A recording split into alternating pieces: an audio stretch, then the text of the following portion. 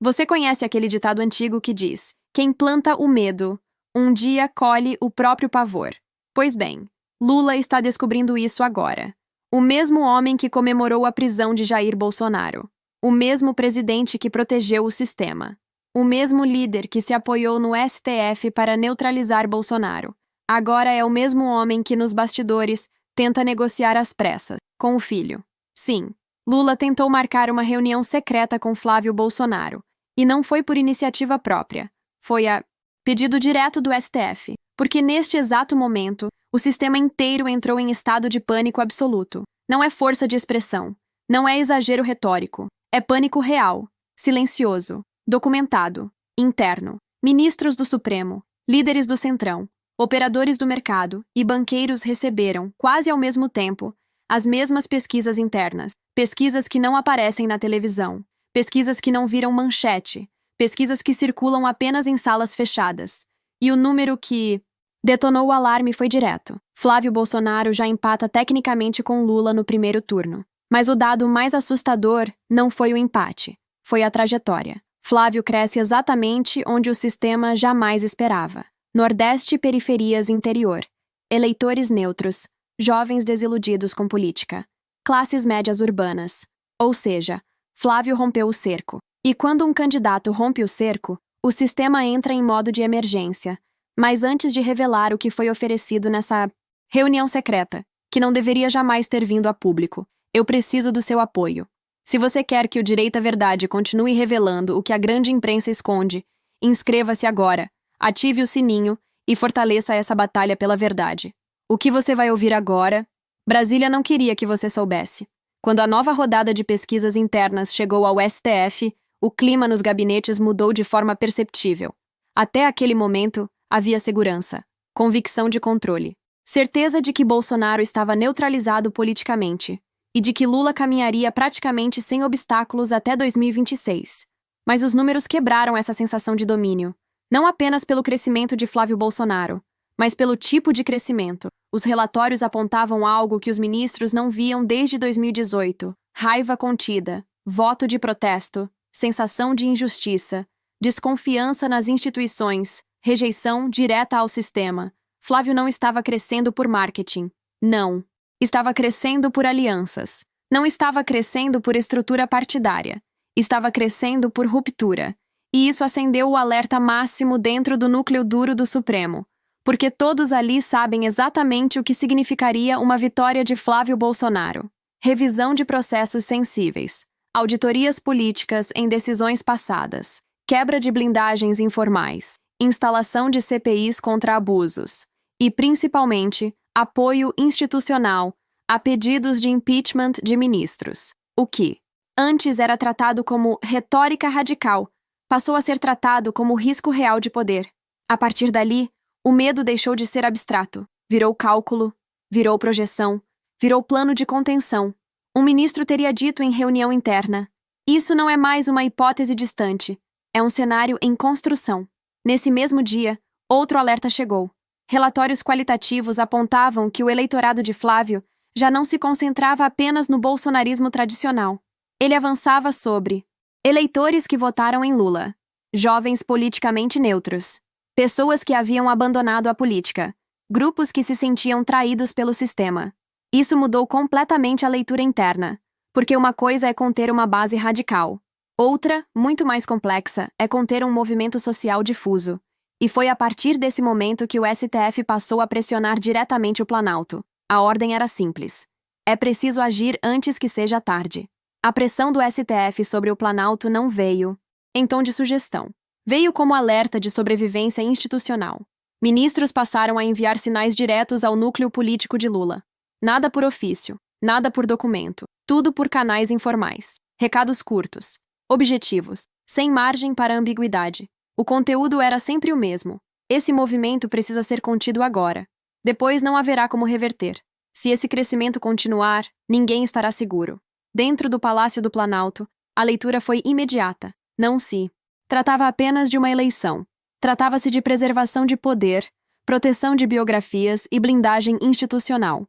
Lula foi informado de que as projeções internas apontavam 2 cenários preocupantes.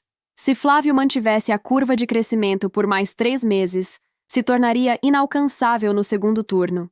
E se chegasse ao poder, abriria imediatamente frentes de investigação política contra as estruturas que o combateram. Foi nesse contexto que surgiu a decisão. É preciso negociar. Não com o pai, não com aliados, não com o partido, com o próprio Flávio. A orientação era clara: não atacar publicamente, não criar desgaste antecipado, não produzir mártir político. Era preciso agir nos bastidores, de forma discreta, controlada, sem rastros. Assim, o Planalto ativou seus emissários de confiança. Pessoas que não aparecem em fotografia, que não dão entrevista, que transitam entre gabinetes sem chamar atenção. A missão era simples e grave ao mesmo tempo: abrir um canal direto com Flávio Bolsonaro. A primeira sondagem foi feita em tom protocolar. O presidente deseja conversar sobre estabilidade institucional e pacificação nacional. Mas o que vinha por trás dessa frase era muito mais profundo. O sistema queria medir até onde Flávio estava disposto a ir. E, se possível, fazê-lo recuar antes que fosse tarde.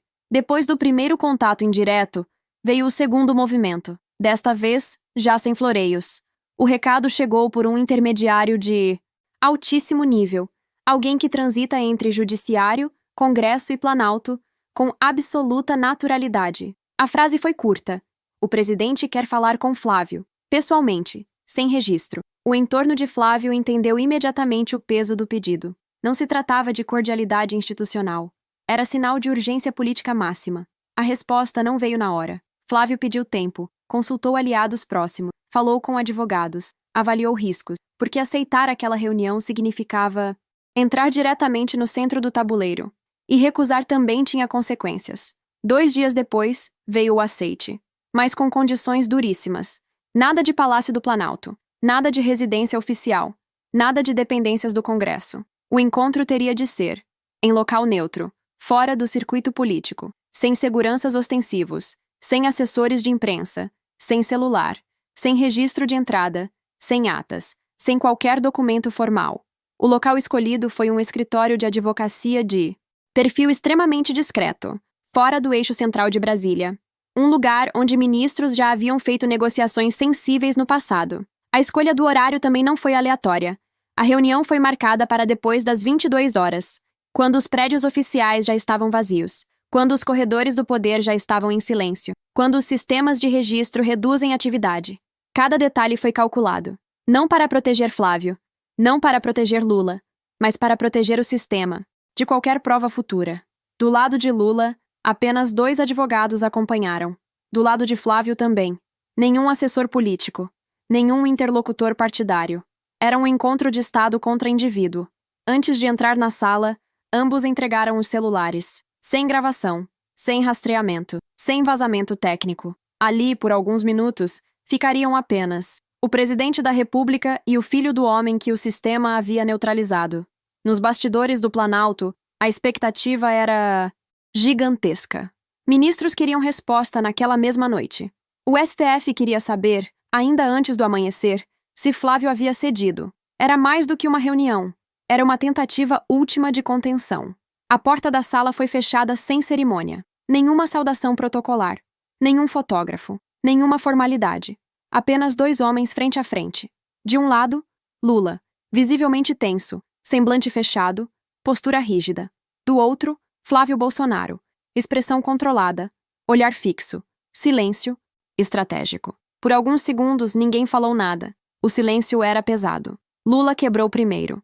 Flávio, o Brasil está vivendo um momento extremamente delicado. A frase saiu ensaiada, treinada, medida. Flávio não respondeu. Lula continuou.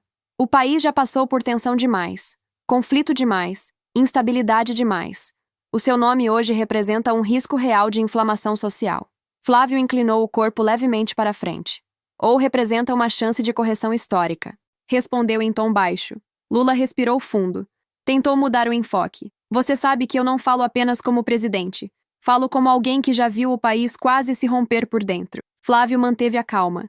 E eu falo como alguém que viu a justiça ser usada como instrumento político. O clima ficou imediatamente mais pesado. Lula apoiou as mãos sobre a mesa. Se você levar essa candidatura adiante, não haverá apenas disputa eleitoral. Haverá confronto institucional. Flávio respondeu sem hesitar. O confronto já existe. A diferença é que agora o povo começou a enxergar. Lula fez uma pausa. O silêncio voltou a dominar a sala por alguns segundos. Então ele finalmente foi ao ponto que realmente importava. Flávio, o sistema não aguenta mais ruptura. Flávio ergueu o olhar. O sistema que não aguenta ser questionado é porque se tornou frágil.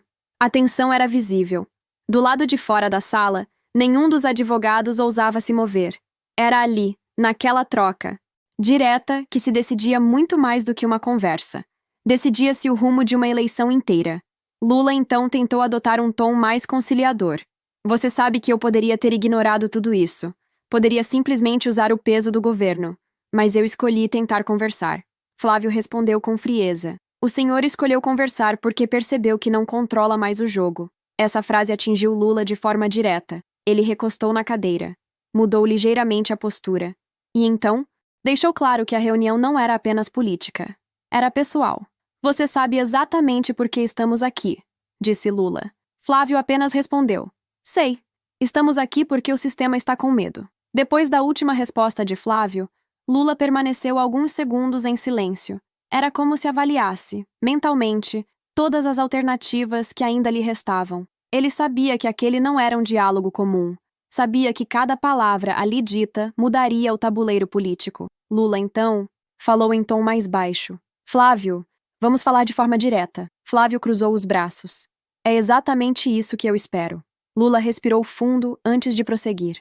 A situação do seu pai é sensível. Você sabe disso.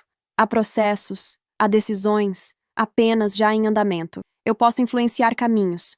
Posso atuar para mudar esse cenário. Flávio manteve a expressão inalterada. Influenciar como?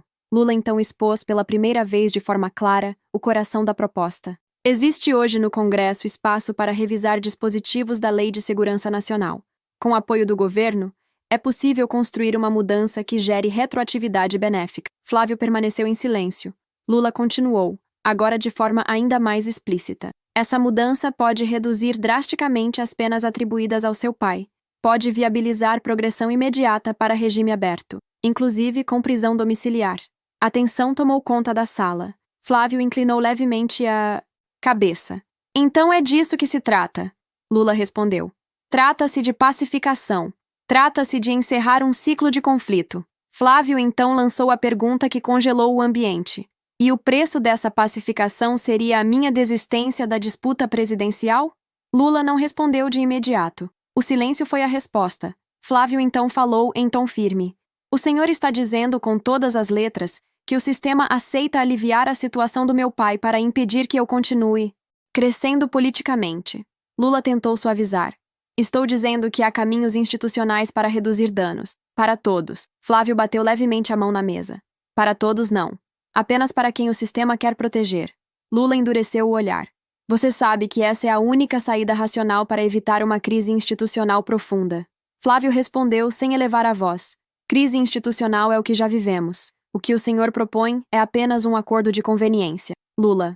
Então tentou o último argumento. Seu pai poderia estar em casa, com a família, longe desse ambiente político hostil. Flávio respondeu de imediato. Meu pai não é moeda de troca. O clima se tornou ainda mais tenso. Ele não é uma ficha de negociação, completou Flávio. Lula tentou insistir.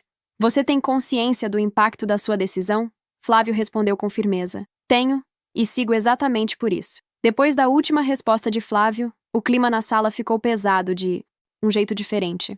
Já não era tensão de negociação, era tensão de ruptura. Lula apoiou as mãos na mesa mais uma vez. Se você seguir por esse caminho, não haverá proteção. Flávio respondeu sem hesitar. Nunca houve.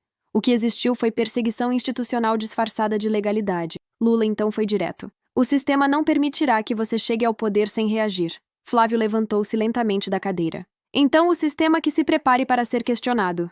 Lula permaneceu sentado, observando. Você está escolhendo o confronto. Flávio ajeitou o paletó.